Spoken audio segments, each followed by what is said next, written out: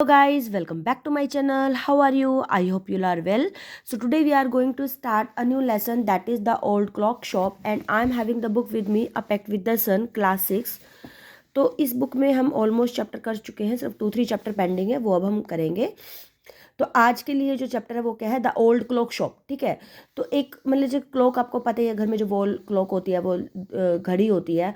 ठीक है, उसकी शॉप होती है, तो उसके बारे में है. बहुत छोटा सा चैप्टर है, बहुत ही इंटरेस्टिंग है. It's a Christmas Eve and closing time for shop. ठीक है, तो इसकी कुछ आउटलाइंस दी हुई है, वो पढ़ते हैं. क्रिसमस ईव क्या होता है कि जैसे क्रिसमस से पहले वाली जो शाम होती है, जैसे 24 दिसंबर की जो शाम होगी वो क्रिसमस ईव होगी, और शॉप्स का बंद होने का टाइम हो रहा था. Ray's old clock shop is still open, और जो एक पर्सन है रे, उसकी जो ओल्ड क्लॉक शॉप है वो अभी भी ओपन थी. Two shoppers call at this late hour, और दो शॉपर्स होते हैं, शॉपिंग करने वाले होते हैं, वो भी लेट मतलब कि जैसे खत्म होने वाले थे, जैसे बंद होने वाली थी शॉप, उसी टाइम में जब पहुंच जाते हैं तो उसको बोलते हैं. ठीक है, लेट आर पर थे. Christmas eve had arrived at as last minute shoppers were going home. A thick white sheet of snow lay out over Salt Lake City USA. Christmas की शाम बिल्कुल पहुंच गई थी जैसे. ठीक है. एट और लास्ट मिनट में जो शॉपर्स होते हैं, जो खरीदार होते हैं, बायरर होते हैं, वो अपने घर जा रहे थे तब. और तो जो उसमें thick thick white sheet of snow, मतलब कि जैसे जो सॉल्ट लेक है यूएसए में, मतलब कि बिल्कुल ही बर्फ़ से ढकी हुई थी वहाँ पे shop. Yet the lights were still burning, लेकिन अभी भी क्या होता है कि जैसे क्रिसमस की शाम हो चुकी थी, लास्ट मिनट था. जो शॉपर्स होते हैं जब वो यूएसए में घूम रहे होते हैं तो सब जगह बर्फ़ ही बर्फ़ होती है, लेकिन फिर भी एक जगह लाइट अभी भी जल रही थी. और वो कहाँ पे थी? एक ओल्ड क्लॉक शॉप में थी. और वहाँ पे कौन होता? रे. ठीक है, वो बहुत ही ओल्ड पर्सन, तो उसके बारे में बता रखा है. डेफ ओनर है, मतलब कि बहरा है, सुनता नहीं है. वर्कड ऑन अ क्लॉक, वो अभी क्लॉक पे काम कर रहा था जो अभी उसने ठीक ठाक करके दी थी. ठीक है. Having finished his work, Ray stood up, was on his way to the back room when a cold rush of air from the front door hit the back of his neck. जैसे ही उसने अपना काम खत्म किया था तो रे खड़ा होता है, और वो पिछले वाला जो कमरा, जैसे कई बार होता है कि जो आपकी शॉप है, शॉप के पीछे रूम होता है, बैक रूम लिखा हो ना, बैक रूम, पीछे वाले रूम में जा रहा होता है. तभी से एक थोड़ी सी हवा उसको फ्रंट डोर से आती उसकी गर्दन पे पड़ती है. तो he turn to meet a last minute shopper. और जैसे उसने पलट के देखा कि भाई अभी तो दरवाजा बंद था, तो मतलब कि हवा आ रही है उसको, तो उसने पीछे मुड़ के देखा तो लास्ट मिनट का एक शॉपर था. But his old wise eyes told him that this was not a shopper. लेकिन जो उसकी बूढ़ी और समझदार आंखें थी, उसने बताया कि मुझे ये नहीं लग रहा था कि शॉपर है, क्योंकि लास्ट मिनट पे कोई खरीदार कैसे होगा. ही सो टू मैन, उसने दो आदमियों को देखा. One in his 20s, the other closer to 50. एक आदमी तो उनमें से 20 ईयर्स का था, दूसरा क्या था, 50 एज का था. The younger man remained at the door. जो यंगर मैन होता है वो तो हमेशा डोर पे ही रहता है. The other man approach the counter with no sign of friendliness in his eyes. जो बूढ़ा पर्सन होता है वो काउंटर के पास आता है, लेकिन उसकी आंखों में कोई भी मतलब कि मित्रता नहीं होती. Ray was able to hide his growing fear as he slowly pushed a note pad and a pencil across the counter. अब रे छुपा रहा था, क्योंकि रे एकदम डर गया ना कि एकदम रात को दो पर्सन आ रहे हैं, लेकिन फिर भी उसने उसको डर को छुपाया. और अपना जो नोट पैड रखता था, जैसे वो बह रहा है कि सुनता नहीं था उसे, तो नोट पैड रखता था, जो भी होता था कि वो किसी भी शॉपकीपर को दे देता था. तो उसने नोट पैड अपना पुश कर दिया और पेंसिल रख दी काउंटर के पास कि लिख दे. He smiled at the unfriendly face, और लेकिन फिर भी उसने मतलब कि जो फेस पे मतलब उसको जो मतलब कि लग नहीं देता कि फ्रेंड है, उसको फिर भी स्माइल देता है. Then pointed to his ear and shook his head from side to side. तभी अपने मतलब कि जैसे कान को हिलाता है और सिर को इधर उधर हिलाता है. A quick look of surprise change the man face as he studied the notepad. और जैसे वो हैरानगी की मतलब उसको ना उसका जो मतलब कि हैरानगी से उसको देखता है, तो उसका जो मैन का चेहरा भी एकदम से चेंज हो जाता है. और जैसे वो नोटपैड पर पढ़ता है, then turn and said something to his friend. तब वो उसको नोटपैड को चेंज करके और उसके फ्रेंड को कुछ कहता है. Ray use the chance to look closely at the man paying attention to the shape of a gun. और रे को एक मौका मिल जाता है, जब वो नोटपैड पे लिख रहा होता है ना, तो उसका ध्यान किसके पड़ जाता है, उसके गन पे पड़ जाता है. A restless hand in the man right coat pocket. और जो उसके बेचैन हाथों में उस मैन के राइट पॉकेट में होती है वो gun. Anger boiled within him. अब उसको तो मुझे तो गुस्सा आ जाता है कि भाई इनके पास तो गन भी है. But it was kept down by inner voice that said be still. लेकिन जो रे की जो अंदर की आवाज़ होती है वो उसको बोलती है कि भाई तू शांत रह. He wrote on the note pad. फिर वो नोट पैड में लिखता है, मे आई हेल्प यू, कि मैं तुम्हारी कैसे हेल्प कर सकता हूँ. मतलब कि देखो एक सिचुएशन में उसके शॉप पर है, उसके पास गन भी है, वो डरा हुआ है, लेकिन फिर भी वो उस बात को बढ़ाता नहीं है, वो आराम से लेता है. वो उसको बोलता है कि मैं कैसे हेल्प कर सकता हूँ। For the first time the older man look directly at the rare smile. अब पहली बार ओल्डर मैन ने उसको डायरेक्टली देखा रे को और स्माइल किया, एक क्रूल मोकिंग स्माइल, बल्कि स्माइल बड़ी मजाक से उड़ाने वाली होती है। They both understood why he was there. पता दोनों को ही था भी इतनी रात को वो गन लेके यहाँ पे क्यों खड़ा है ना, दोनों को पता था वो यहाँ पे क्यों है। Why is friend remained at the door, और भी उसका फ्रेंड भी क्यों डोर पे खड़ा हुआ है, क्योंकि एक अगर सामने होगा तो एक गेट पे खड़ा होगा तो इजीली लूटपाट कर सकते हैं ना। They look like man who were down on their luck. ठीक है, और वो ऐसे देख रहे थे कि जो मतलब कि उस मैन को कि भाई वो उनकी किस्मत ही है, वरना वो ready to try something they would later be sorry about. और वो रेडी थे कुछ ऐसा करने के लिए कि उनको बाद में सॉरी फील होगा।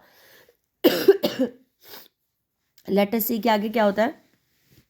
रे knows that his visitor are in a need. Ray को पता था कि जो विजिटर उनको कोई ज़रूरत है, और वो एक्सेप्ट करता है ओल्ड वॉच को एक्सचेंज में गुड सम मनी के लिए।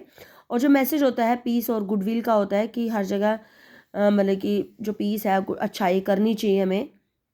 जैसे उस ओल्ड क्लॉक ने मतलब कि उसको मैरी क्रिसमस को मतलब कि उसको विश किया फिर। ठीक है, the clock tick down.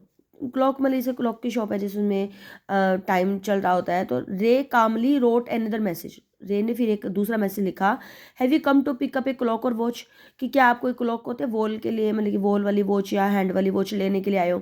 Then he pointed to the loan board filled his high hanging clock. Loan board क्या होता है, जैसे दीवार पे काफ़ी सारी घड़ियाँ नहीं लगी होती हैं, तो उसकी तरफ वो इशारा करता है। और कुछ वहाँ पे क्लॉक्स टंगी हुई थी और कुछ पॉकेट वॉचेस भी थी। He was not a pawnbroker, but at the same time could not say no to the needy people who placed their old watches or clock before him for anything they could get. Pawn broker का मतलब क्या होता है, जैसे क्या होता है कि हमें पैसों की जरूरत है तो हम क्या होता है कि हम कोई चीज़ देके उसे फिर पैसे ले लेते हैं ना। तो इस टाइप का नहीं था, लेकिन सेम टाइम अगर वो ना भी नहीं कह सकता था, अगर कोई ज़रूरतमंद इंसान है जिसको पुरानी वॉच देकर और कुछ उसकी जगह पैसे चाहिए होते थे, he loan more than he should, बल्कि वो क्या करता था कि जितने कई बार तो उसको कोई चीज़ देके जाता था ना तो उसको और भी ज़्यादा पैसे दे देता था अगर जरूरत है तो। They would be there the owner wanted them back, और फिर जो मतलब कि जब ओनर को वो चीज़ उसको वापस चाहिए होती थी ना तो वो वापस भी दे देता था और उसी प्राइस पे दे देता था, उसको कोई खास इंटरेस्ट भी नहीं होता था उसके आइटम में। तो इस टाइप का नेचर था रे का। Then the older man seem to feel a little eager to out his hand from his pocket. अब जो ओल्डर मैन था, जो दिखाई दे रहा था कि थोड़ा सा मतलब कि ईजियर लग रहा था, नॉर्मल लग रहा था, उसने अपना हाथ निकाला पॉकेट से और क्विकली जो वॉच की तरफ देखा उसने जो रिस्ट पे बंधी हुई थी। Sorry, how much will you give me for this. वो कहते कि मेरे को इस वॉच के तुम कितने पैसे दोगे। मैंने लिखा, रे notice a little shame in his grey I looking at him. और जो रे ने नोटिस किया कि थोड़ी शर्म आई उसको, उसकी ग्रे आईज में मतलब कि शर्म नजर आती। क्यों, वॉच वॉज नथिंग स्पेशल, कि वो इतनी थोड़ा स्पेशल भी नजर नहीं आ रही थी। Yet had great great power, लेकिन उसमें कुछ पावर थी। It was something to exchange. क्या चीज़ थी उसमें घड़ी में कि कुछ एक्सचेंज कर पाएंगे वो, a way out of a bad situation. कि देखो एक सिचुएशन कैसी थी, उसके उसमें गन थी और उससे के पहले उसको ये था कि ये मेरे को मार भी सकता है, लेकिन उसने गन को अंदर रख के अपनी वॉच के ऊपर किया। तो मैंने कि उस वॉच की वजह से क्या है कि जो एक बुरी सिचुएशन थी वो चेंज हो गई, टर्न हो गई ना। Knowing that great need had brought the man to his shop in the first place. और उसके बाद पता था कि उनको जरूरत है, जरूरतमंद इंसान है, इसलिए उस शॉप पे वो आए हैं उनके पास। रे ask how much do you need for it, और रे ने उससे पूछा कि तुम्हें कितने पैसों की जरूरत है। The reply came back on the note pad, what ever its worth. तो दोबारा नोट पैड पे वापस मैसेज आया कि इसकी वर्थ कितनी है, कीमत कितनी है। रे reached into his cash box and pulled out a $50 note. और रे ने क्या किया, अपना कैश बॉक्स देखा जहाँ पे पैसे वगैरह रखते हैं, और उसमें से $50 नोट निकाले और उस मैन को हाथ में रख दिए। एज दे शुक हैंड, जैसे उन्होंने हाथ मिलाया, Ray look into the man eyes. Ray ने उनके आदमी की आंखों में देखा। They seem to say thank you, और वो ऐसे लग रहा था कि उसको धन्यवाद बोल रही हैं। They both new the watch was not worth that much. और दोनों को पता था कि जो घड़ी है वो इतने की नहीं है जितने उसने दिया $50। Before turning to leave the man wrote, लेकिन छोड़ने से पहले उस जगह को उस मैन ने क्या लिखा, I will be back to pick it up as soon as I can, merry Christmas. कि मैं इसको जितना जल्दी हो सकूंगा दोबारा वापस लेने के लिए आऊँगा इस वॉच को। मैरी क्रिसमस, क्रिसमस की शुभकामनाएं। The little story ended on the half hour with the clock striking all together. और जो छोटी सी स्टोरी होती है वो ख़त्म हो जाती है, पूरे 12 बजे होते हैं घड़ी में। ठीक है, सभी घड़ियाँ एकदम से मतलब कि शोर करती है। जैसे क्या होता है ना कि ज़्यादातर शॉप पे घड़ियाँ मतलब बंद रखते हैं, लेकिन इनकी इसकी सभी घड़ियाँ चल रही थी और सभी 12 बजा देती है। The timepiece, which had been looking on silently all the while, rang out the time with such feeling that even Ray thought he could hear them. और जो टाइम पीस थे, जो मतलब कि वॉच थे जिस पे हम टाइम आसानी से बड़ी शांति से सुन सकते थे, वो सारी की सारी भाई अच्छी फीलिंग्स को अब वो सुन सकता था कि भाई अच्छा टाइम आ गया कि वो चले गए, अब वो इतनी बड़ी मुसीबत से भी तो बच गया ना।